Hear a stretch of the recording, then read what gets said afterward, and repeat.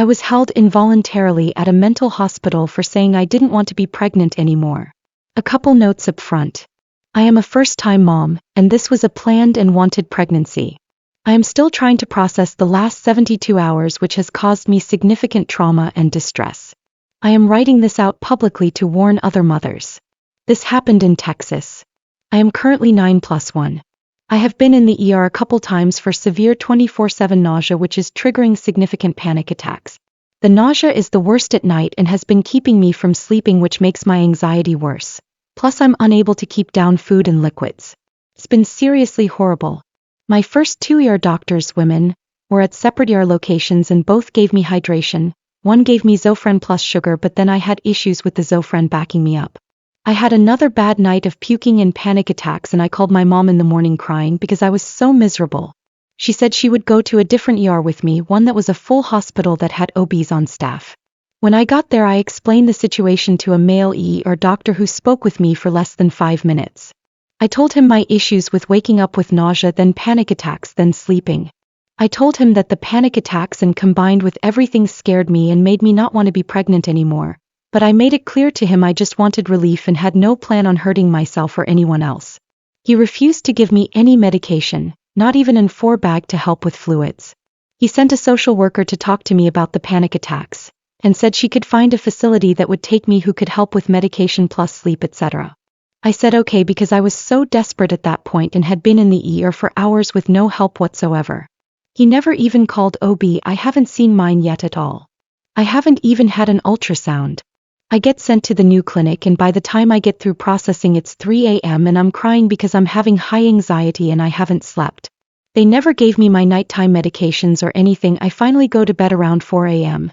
and then they wake me back up at 6 a.m. to do my vitals and said I needed to go itemize my belongings.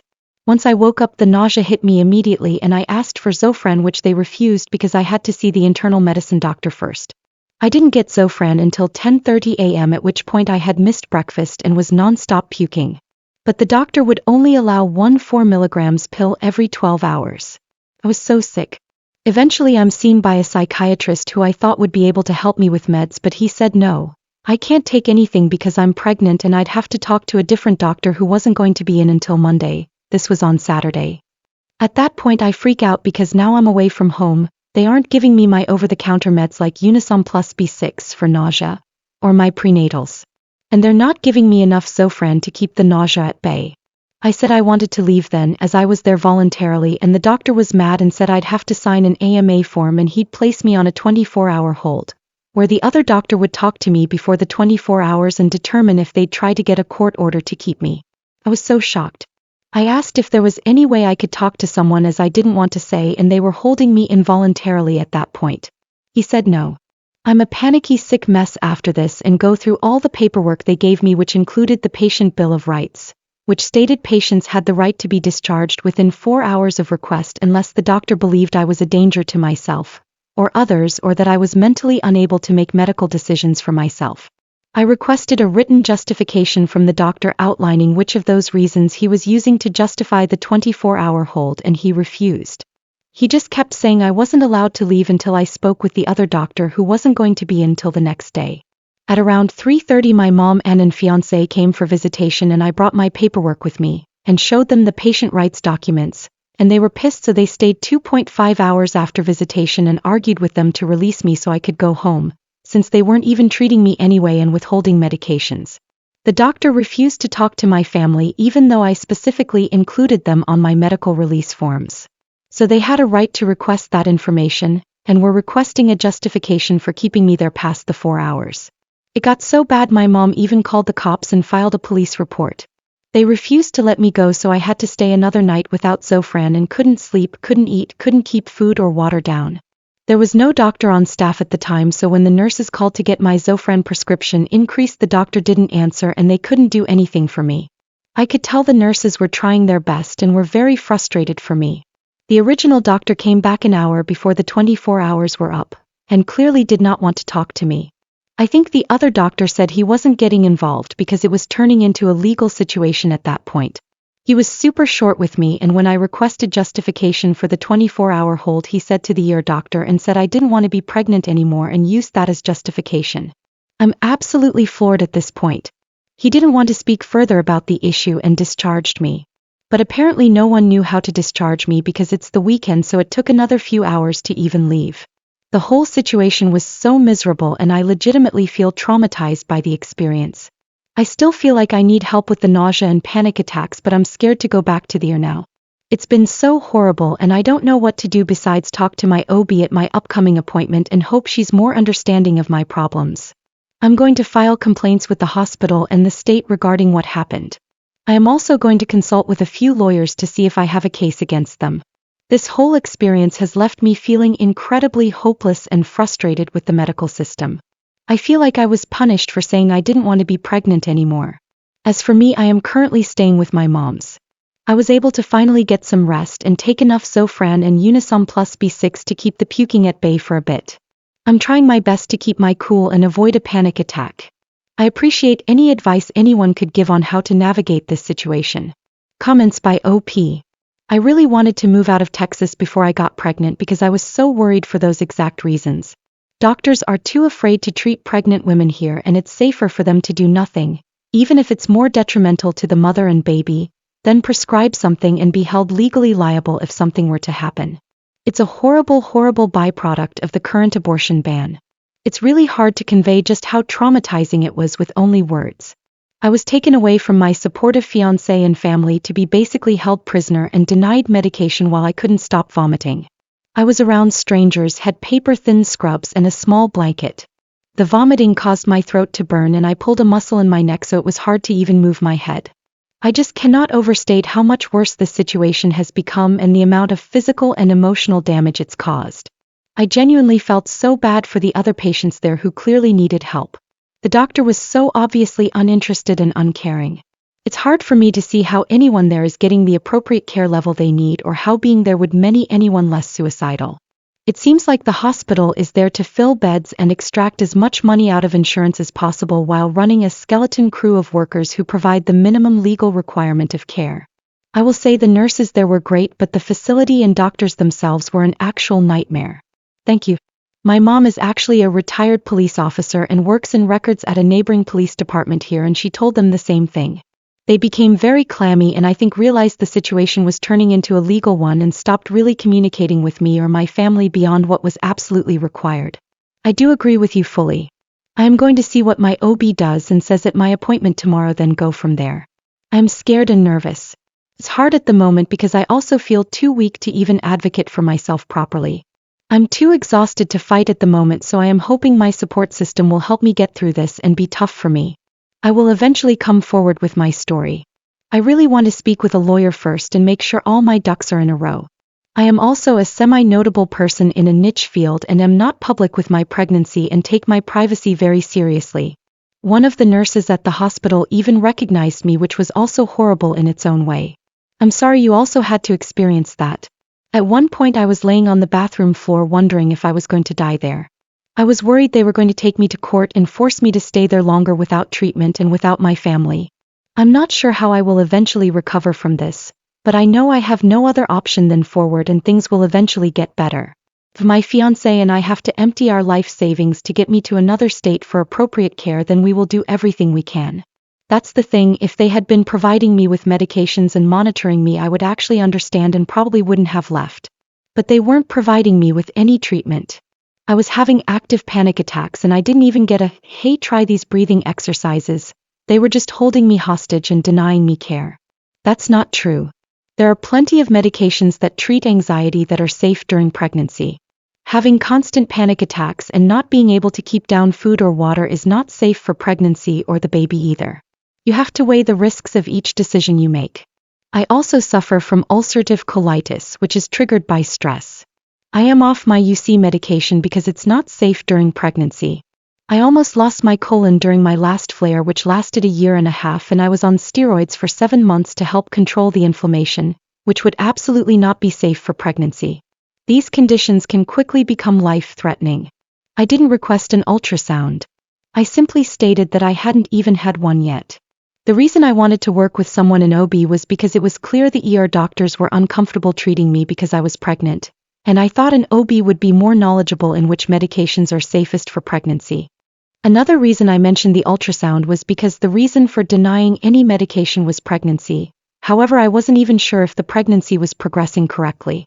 It's my first pregnancy and my mother has a history of missed miscarriages where the baby stops developing but her body didn't start the physical process of expelling everything. Hopefully that adds more context. I am not familiar with the medical system and this is my first pregnancy. So I don't think it's unreasonable for me to think maybe someone with more experience treating pregnant patients, in a state with very tight restrictions, would be a better fit for me at that moment. I personally think this is wildly unbelievable, but it happened to me. I have no prior history for psychiatric hospitalization. I take Buspro and Zoloft. I developed a panic disorder after being on prednisone for 7 months due to my ulcerative colitis, which was well managed before pregnancy. The constant vomiting triggers my anxiety, leading to panic attacks. To be clear, I was not involuntarily held. I went voluntarily because the social worker said they'd be able to help me with medication and sleep. The psych facility knew they had no reason to keep me, therefore could not obtain a court order. If they believed I was actually a danger to myself or others, then they would have gone this route, but they didn't. My nurse there said he believed I did not belong there. He even told my family that and fought to get me released. I understand you're making a judgment based on your experience and knowledge, but I hope you could put yourself in my shoes as someone with very limited knowledge of the medical system and going through my first pregnancy. Our thought processes and reasoning are probably going to be vastly different. I did what I thought was the best thing to do in my situation and it turned into a nightmare. I'm sorry if my story isn't believable to you, but I'm still going to do what I can to make sure this type of thing doesn't happen again in the future. And to be clear, the reason I went to different ERs was because the first one was a standalone private ER like a care point or something, and the ER doctor recommended going to one with a hospital and OB attached next time. So the next time I went to a Baylor ER hospital, which I mistakenly thought was a full hospital, but it was some type of hybrid situation. I am not originally from Texas, so I'm not familiar with the hospitals around here. The next one I went to was an ER at a full hospital. To add more context, they had asked me if I had a history of panic attacks and I explained that I did. I had developed a panic disorder after being on prednisone for 7 months, due to my ulcerative colitis. They asked what I would do in those situations to avoid triggers, etc. Before, my panic attacks were focused mainly on social situations or being too far from a bathroom, etc. So to avoid triggers, I'd do things like change my diet, or avoid situations where there was no bathroom. But now my trigger was the pregnancy symptoms, which I can't avoid because I can't not be pregnant anymore. I said the panic attacks and nausea made me not want to be pregnant, which I believe was misconstrued. But I think there's some pretty crazy implications of saying any pregnant woman who says they don't want to be pregnant anymore can be held involuntarily at a psychiatric hospital. Honestly, I would have been more than happy to stay there, but because I wasn't really being given any further treatment, I just wanted to go home to my family and support system. If I was going to be vomiting, I'd prefer to do it in my own toilet. I was also worried about missing my OB appointment if they decided to hold me longer. The original ER doctor did not have enough to send me there involuntarily, and the psych at the facility openly admitted he believed the ER doctor misled me and was the one to tell me to fill out the AMA, but placed me on a 24-hour hold because it was their policy, which I had pointed out contradicted Texas state law for patients who were there voluntarily. This facility has been open for only 10 months or so, and one nurse said it's very rare that someone would come there voluntarily but then request to leave so quickly, but I think a lot of those voluntary patients have been through that system before, so know what to expect, versus I had no clue. When I pointed out the 4-hour release requirement in the documents they gave me, they didn't even know that it was in there. They said all patients get a 24-hour hold and they've never released someone within 4 hours. I meet with my OB tomorrow, so hopefully I'll get some better support there. Thanks for listening. So scary. One girl at the facility I spoke to had been there 3 times for suicidal thoughts. She said she believed the facility wasn't supportive for patients who have disabilities or are pregnant. She said one time her roommate had dementia and was clearly not taking care of her hygiene or self at all, and the girl tried to advocate for the woman, but the woman received no help.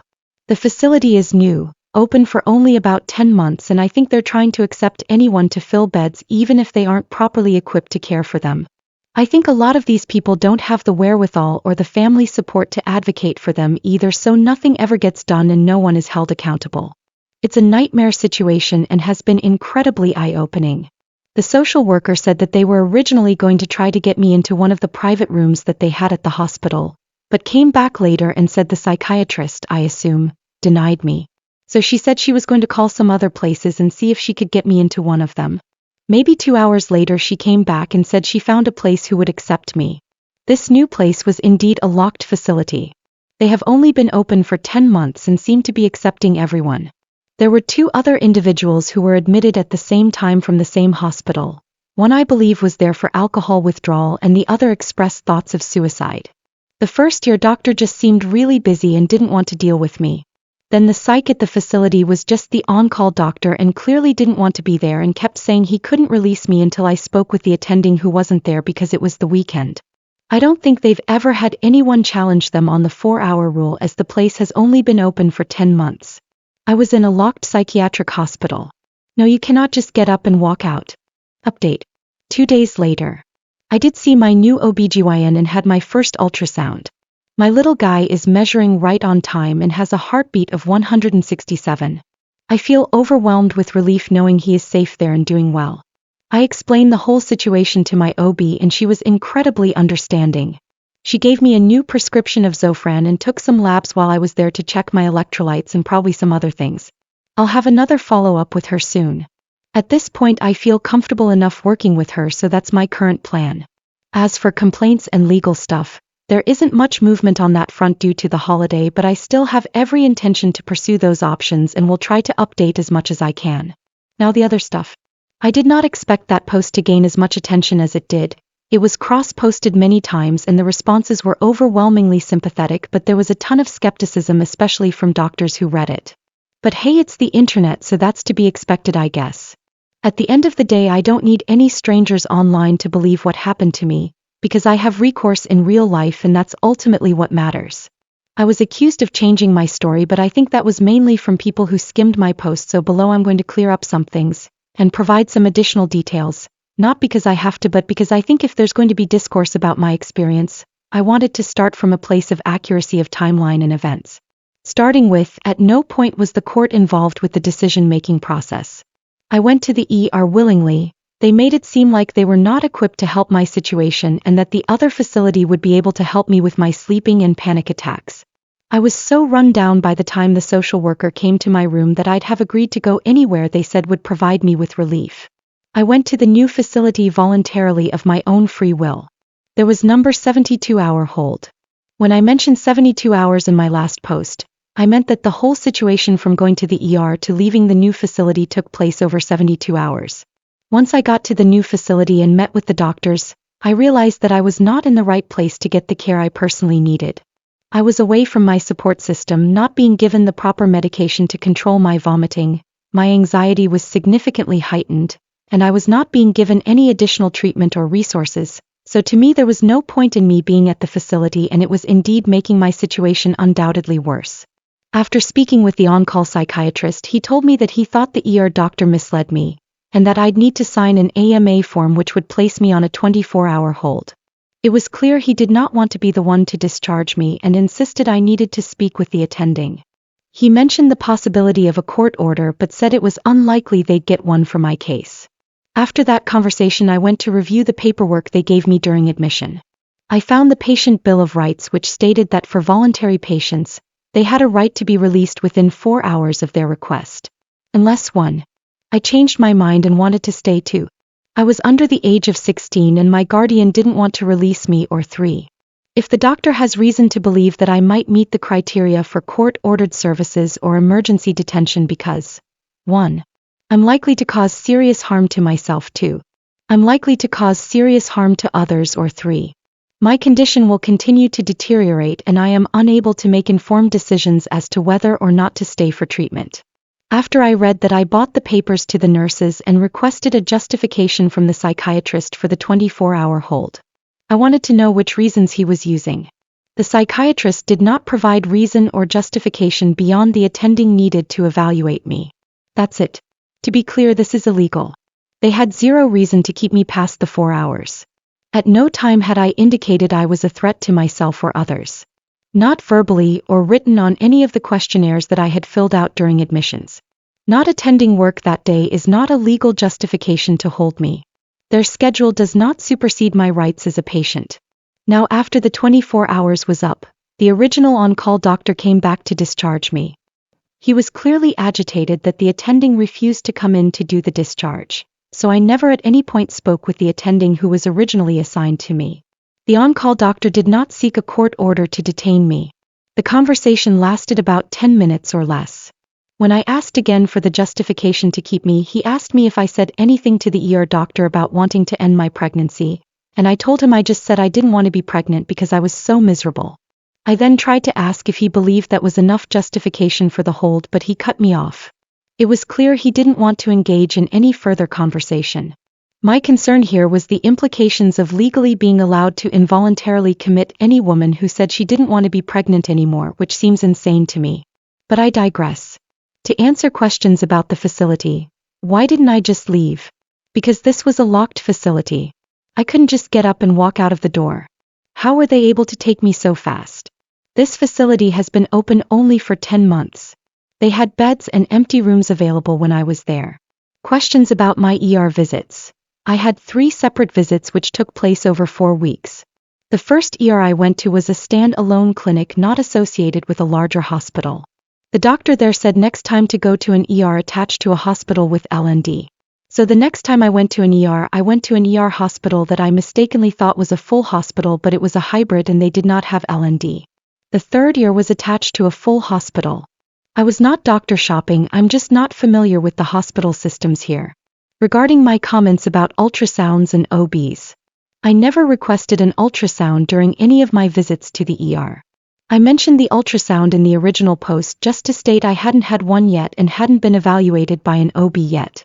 My mother has a history of missed miscarriages, so in my head I thought it could be a possibility, and if I was being denied medication for being pregnant, I was just hoping I did have a viable pregnancy. But again, I didn't request an ultrasound. Concerns regarding DIY abortion. I am not and have never considered a DIY abortion. I am lucky enough to have all the resources I would need to fly anywhere in the world to get appropriate medical care if I had decided to go that route. Both my fiancé and I work high-paying remote tech jobs, and in the worst case we could move out of state tomorrow if I absolutely needed to. Obviously this isn't an ideal route, but it is an option that is still on the table, even if it's just to get care in a better medical system outside the state of Texas. Medications I'm currently taking: 10 mg busoprone 2x a day, 50 mg Zoloft, Zofran Unisom plus B6 prenatals. No benzos. So to cut through all the BS, whether you agree or not with the doctor's course of actions, I hope most people can see that the facility was not the right place for me to be. They were not well equipped to handle my pregnancy symptoms, they were clearly understaffed, and they were not providing me with any additional treatment that I wasn't getting at home. There was no reason for me to be there. It made things in my case significantly worse, and I hope maybe if anything people can just learn from my experience. Again, I'd like to thank everyone for their support and for the DMs I received. I'm also so sorry for all the other similar stories I've read. It seems like there's a bigger issue happening here, and I hope others can eventually find peace too. I am going to continue to work diligently with my OB, psychiatrist, and hopefully a therapist so I can really unpack this entire situation. As I said before, I'll try to update as much as I can, but I'm sure the complaint and legal process will be slow moving. I'd also like to ask if you know any attorneys in the DFW area who may be interested in this case.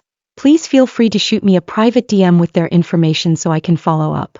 I will also try to answer any additional questions in the comments, in case there's anything else I'm forgetting.